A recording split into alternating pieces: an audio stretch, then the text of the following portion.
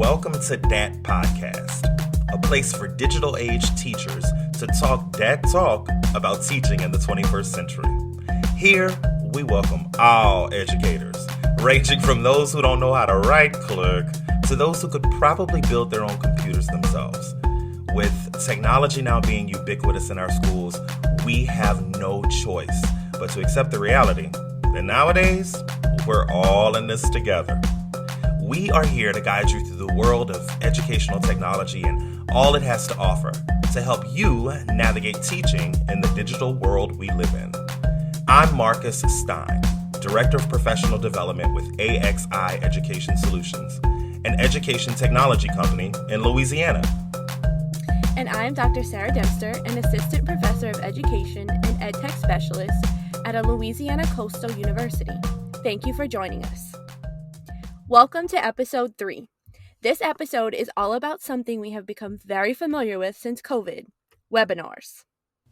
Yeah, you know, online class meetings, virtual classes, synchronous learning, Zoom, Google Meet, all that stuff. Yeah, no matter your vocation or age, COVID has forced all of us to take a long, hard look in the webcam and ask, can y'all hear me? Is my microphone on, y'all? Yes. Can y'all see me? Is my video on? I have never gotten so many thumbs up in my life. With this new webinar world we live in, we felt it necessary to discuss some best practices and lessons learned. Yeah, because just like there's a way to teach and work in person, there's also a way to do that virtually. Exactly. So before we set the stage with a little story time about our online meeting and teaching experiences, let's discuss what we have been up to provide some insight into what we have learned through these experiences. I'll start us off. Since we started working from home, I have really been missing my work fam. My colleagues are some of my favorite people who inspire and motivate me to keep going. It has really been a struggle to finish reports and complete other work-related tasks because it just feels so lonely to do so now. I'm also really missing student interaction. There is something about being in a classroom full of future teachers that is so inspiring. So I've definitely been missing that energy and have been trying my best to power through. Work-wise, for the past few months, I've been teaching courses focused on educational technology. I have learned a ton about hosting online meetings through weekly Zoom meetings with my undergraduate students. And as a Google certified trainer, I was also asked to facilitate some Google workshops for the faculty at my university as part of a summer professional development series. These 2 workshops are the largest online audience I have ever presented to, with about 70 attendees each day. Wow, you have been really, really busy. Me, I have to admit that I've kind of been in a creative funk. This is an emotional time for me. Sorry to get so serious so quickly, but with COVID, I'm really missing my friends and I'm missing traveling. But also, this is a huge time for us to take a look at ourselves in terms of our role in the Black Lives Matter movement. I can be a better voice, and in some, I've been thinking about how I can be a better voice. And so just a very introspective time for me, honestly. But now I feel good, clearly, thanks to Dr. Dempster and her sunshine spirit. I think it's the red hair.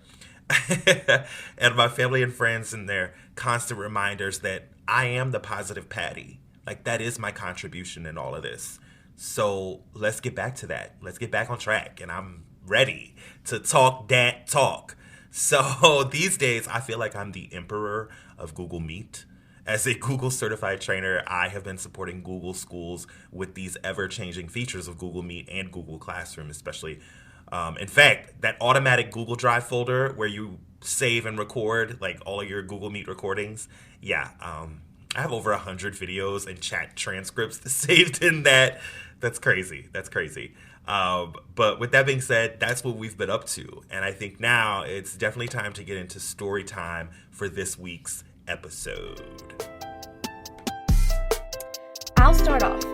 Today, my story will focus on what to do before logging in to host a webinar or online meeting. Doing some prep work can help you feel more confident when hosting and will also help to avoid the awkward silence or downtime as you frantically search for items on your computer. I am sure that many of you have experienced some or all of the following things. The presenter spends several minutes trying to get their technology to work. Their video is off, their sound doesn't work, they have to log off and log back on. When they try to talk, they sound like a robot. Just all the technology struggles, they're having them. Or even, once the presenter is logged in, their lighting is terrible, or they have a cluttered background that is very distracting. During the presentation, the presenter pauses to look for documents on their computer. They get really close to the screen, and you end up seeing up their noses as they squint at the screen. Or, the presenter is visibly flustered because they are struggling to manage presenting while also referring to documents and resources, but they are not able to show these resources as they talk about them. I could keep going on with more things that are mostly avoidable with a little prep work before the webinar. So how do you avoid this? When I started doing live sessions for my summer class, I approached lessons like I would when I taught them in person. But I quickly realized that what I did in person was not enough for teaching synchronously online. Learn from my mistakes and do these things before you have a meeting full of people staring at you through the screen. Number 1, practice using the online meeting platform. Set up a test meeting and join from your phone so you can see what attendees will experience as they join. Or even better, ask a friend or family member to join your test meeting so that you can make sure your technology works. Most meeting platforms have built-in microphone and speaker testing. Use these tools during your test and, again, right before you are scheduled to present before others join your meeting. Number 2, evaluate your space. Could you move to a location that has better lighting so that attendees can see your expressions as you speak? Is there a less distracting background that you can sit in front of? You can evaluate these things during your test meeting. Pay attention to these things during your test. If you need a better lighting situation, check out the show notes for some suggestions. Number 3, and this is probably the most important, prep your slides. Repeat after me. Fully prep your slides. Create a slides presentation that serves as an outline for everything you want to cover and includes links to all of the resources you want to address. Every single resource you need, drop it in the slides so that you can just click on it as you are presenting. If there are some students who will be watching the recording later, add some simple instructions for them as they view the slides. Things like click here to learn more, click the image to view more resources, anything that will help them as they're viewing the slides. This means that everything can be accessed from the slides as you present, and you can let attendees know that everything they need is included in the slides that they have access to. This also will save you from tons of follow-up questions about where to find the links and resources you discussed during your meeting. Train your attendees to always go directly to the slides for all the information they need. Speaking of meeting attendees, don't forget to review online meeting etiquette before you begin. Just like there are classroom rules and procedures needed for teaching in person, you have to establish rules and procedures for online meetings, even if your attendees are adults. Sometimes they forget that they should not be having side discussions in the chat that will distract from the topic being presented. Be sure to discuss proper meeting etiquette so that participants know that they should do things like mute the microphone when they aren't speaking, but also know how to unmute if they need to chime in, how to access the chat, how to change their participant name to their actual name rather than a nickname or something random so that you always know who is logged on, or even what to do if they have questions as you are presenting. You can do a quick Google search for proper online meeting etiquette to find tons of examples and suggestions for things you may want to discuss with participants. You can also check the show notes for an etiquette slide that I use and you can copy. I know this seems like a pretty long list of things to do before a webinar, but I promise you that you will feel much better about hosting webinars if you consider each of these things. Final bit of advice.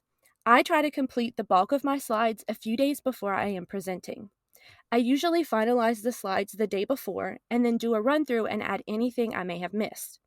I highly recommend using Google Slides because you can keep adding information after the slides are shared with your audience and even after you have presented. Thank you, Dr. Dipster. Thank you. Sometimes I need to heed that advice as well. So while your story is about the before, of the webinar. Mine is definitely during. And my story is about the time where I remembered that I could join my own meeting twice. So this is definitely an aha moment.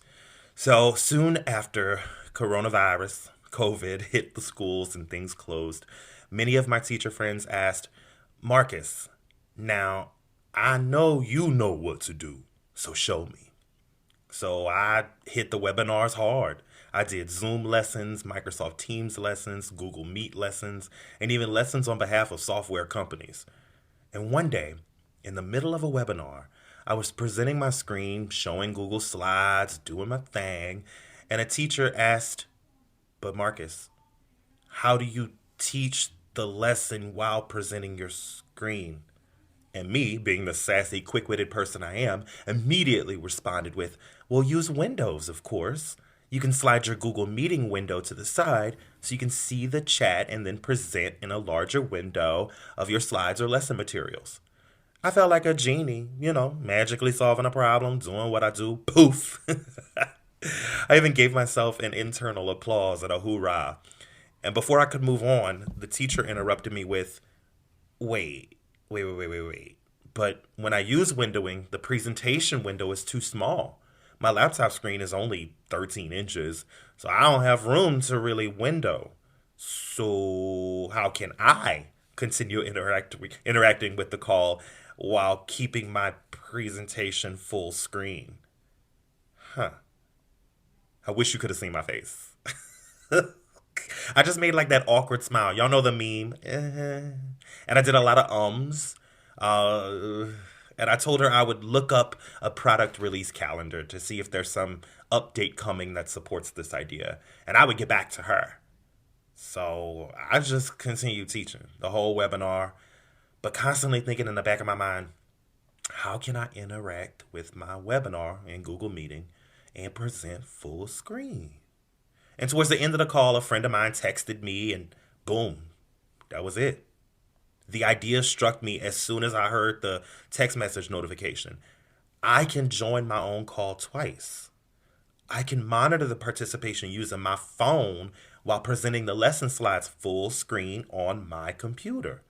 It'll be like checking your phone periodically for text messages, but the only messages I'll be looking for are those in the chat from the webinar.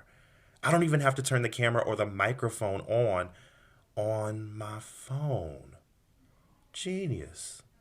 Who knew you could join your own webinar twice? So that moment was a big, huge aha in terms of managing a virtual class. The chat is in my pocket, so I just focus on presenting. But I want you to think more about why I had the aha moment. Like why I stopped and was like, oh, huh? It took a minute for me to break down something that's a norm. It is a norm that you don't use your phone during class. But in virtual class, I just picked it up like it was nothing. So that bursting of the bubble of what we assume this has to look like, that's really what I want y'all to think about. Like, yes, it's cool that I can join my meeting twice, but it's even cooler when you can break down some of these traditional ideas from the classroom and try something new. So to put things simply, when you're thinking about how you want to pull something off with the virtual class, think about what you'll have to click or what you'll have to maneuver or what technology is going to be involved with that action, and then just go ahead and do it. So think of it this way. You want to have a class discussion with your students. In real life, you just did it. But in virtual learning, you got to type that in or generate a question in Google Classroom or Microsoft Teams. Or you want to monitor students as they work on their work. I mean, in real life, you just walk around the room. But in the virtual classroom, you have to create a mechanism for that, like a Google Classroom, a Microsoft Team, a Padlet, Schoology, Edmodo. I could go on and on. Or this one. You want the students to lead a part of the lesson and demonstrate their understanding. In real life, you just call them up to the front of the room. But in the virtual classroom, you must allow that permission. You got to allow them to present. So this is different. This is really, really different. And so my advice would be Think about what you want to do with the technology and do it. Like, don't give up. Don't get arrogant like I did, and don't assume that there's only one way of doing things. Get creative and know that your virtual classroom dreams can come true. You just gotta find a way. Yeah. One more thing. Let's talk about follow-up, something that you can do after the webinar has ended. One thing I really liked about the summer PD I participated in was that the facilitator sent the chat transcript after each meeting and asked the workshop host to follow up with any questions that were asked during the workshop that may have been missed. For my workshops, I transferred all of the questions to a Google Doc so that I could provide answers along with links to relevant information. I was even able to tag the attendee who had asked the question using the comment feature in Google Docs. Even if the question was answered during the session, this gives participants time to process and an easy way for them to access more information that they may need. This is something I plan to try incorporating as I continue to host online class meetings or webinars. I need to do that more. I definitely need to do that more. Thank you for that tidbit. Why didn't I think of that? Just take the transcript, tag the people. Anyway, thank you. Great idea, Doc. So I'm not sure what got into me this week, but I decided to do research and collect some What? receipts related to webinars. What? And online You trying to steal meetings. my part? Girl. Well, it just kind of happened. Oh. So through my research, I discovered an article titled How to Host a Successful Webinar. Although this article is from 2013, the authors offer some sound advice about hosting webinars. I wanted to share the lessons learned and tips for success shared in the article. They are as follows. Keep content simple, meaningful, and learnable in a short period of time. Encourage the presenter and participants to have interaction. Have technical support and a backup plan readily available. Provide resources for additional study or reference. Archive the presentation and make it accessible. Offer some takeaway tips. And seek and use feedback. I very much agree with each of these points. Utilizing these practices will help you become a more successful webinar host or online class meeting host. And these will have a lasting positive impact on the individuals you are working with.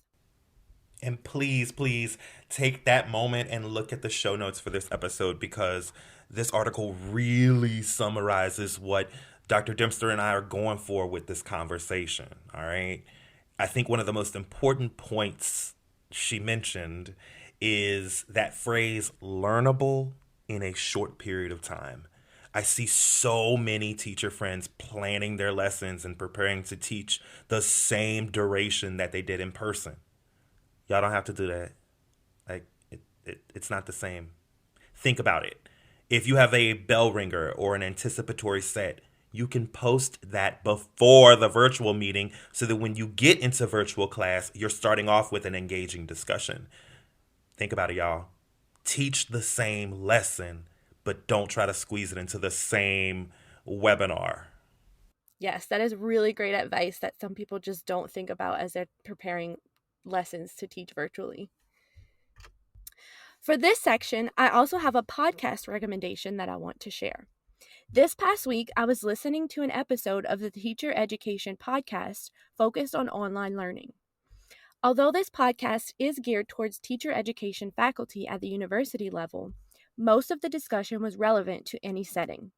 The full episode is linked in the show notes. During this particular episode, the guest, Dr. James Mitchell, talked about applying 3 F's when it comes to teaching online, and I'll paraphrase these here. Flexibility. What we set forward may not be what we come out with, but we have to maintain flexibility. Forgive. We need to forgive ourselves if we do something that is not up to our usual standards. And forge ahead. Forge ahead because we will learn how to do this together and we will develop something really strong.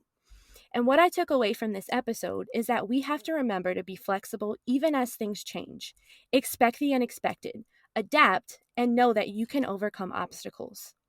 Don't be so hard on yourself. Everyone is trying to adapt to this new environment of learning.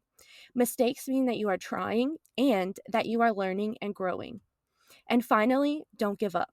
Although there are so many things to worry about and so many factors to consider, know that as educators, we are in this together and we will get through these times to do what is best for our students. Absolutely. Yes, I felt that. We also have some other related articles if you're interested. Titles and links can be found in the show notes. I know I am talking about the show notes a lot, but I really want y'all to check it because there's a lot of stuff we found. All right, so next, one of my favorite segments. In this segment, we tried it. We're going to talk about some things that we tried first so you don't have to. We're going to give our honest opinion and discuss how the tool or strategy helped us solve a problem we faced recently. This week, we want to focus on some tips we have learned through using Google Meet and Zoom to host webinars and online class meetings. Marcus, start us off.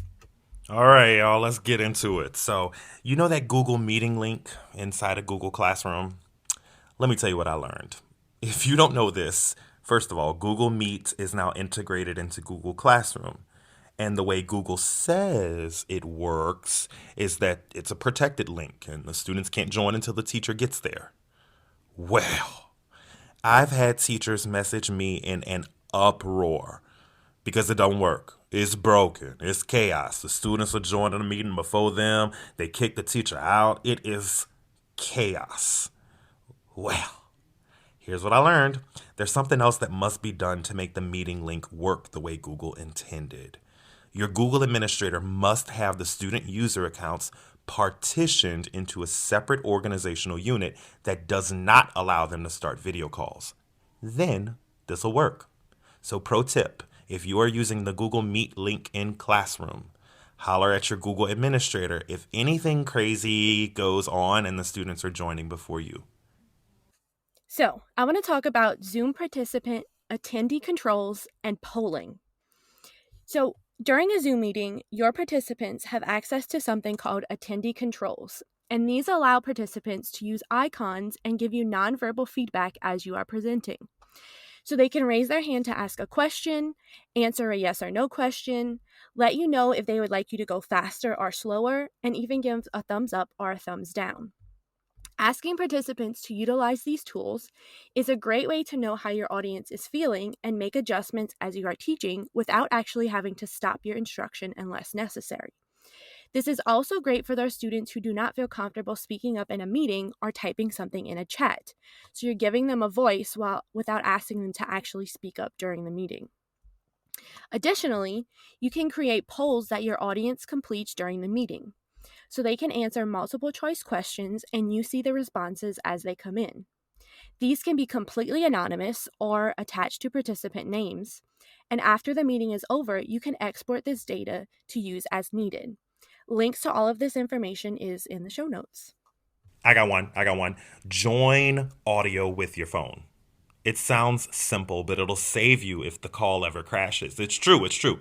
I was in a Google meeting last week and my desktop completely froze on me, but my audio was connected with my phone. And so while my computer rebooted and took its time, I was speaking to my audience through my phone. So just a pro tip, Google Meet, Zoom, any call you got, you may want to have your phone on backup and use that for audio. That is so smart. I'm sure all of us have had that struggle where something is just happening. We completely crash. So that's a really great suggestion. All right, let's talk about Zoom Breakout Rooms. So if you are a Zoom user and you haven't checked out Breakout Rooms yet, you are really missing out. Breakout Rooms allow you to quickly group participants to complete an activity in their own separate rooms. As the host, you can jump into each room to answer questions or facilitate the group work. When you are ready for everyone to come back, you just click a button and everyone automatically returns to the main meeting. This feature really helps you to bring in more engaging activities and provide students with more peer-to-peer interaction rather than just being in that whole group setting the entire meeting. Huh. So that's how breakout rooms work. I'll admit this, I've been a breakout room. No, go ahead. When your faculty member who is the least technologically inclined and is always kind of not scared of technology, but just always has issues, when she comes out praising breakout rooms, it really says a lot about this feature. Wow. You're right. Wow. Okay, I'll be doing more breakout rooms. Next tip. Everything you post in Google Classroom has a link. So think about that, friends. If you're hosting a virtual class and you're trying to point your audience in the right direction, you can click the three dots next to any posting in Google Classroom.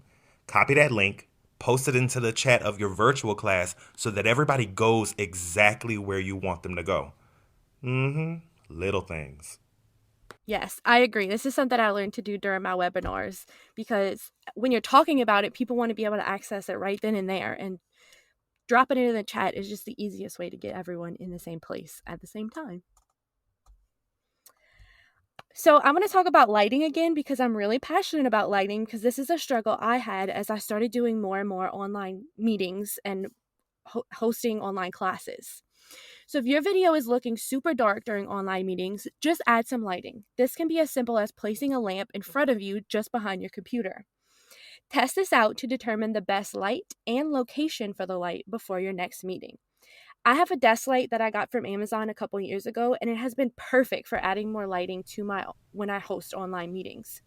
I've also heard some really great things about something called a Lume Cube, which attaches directly to your computer near the webcam and can be adjusted by using an app on your phone.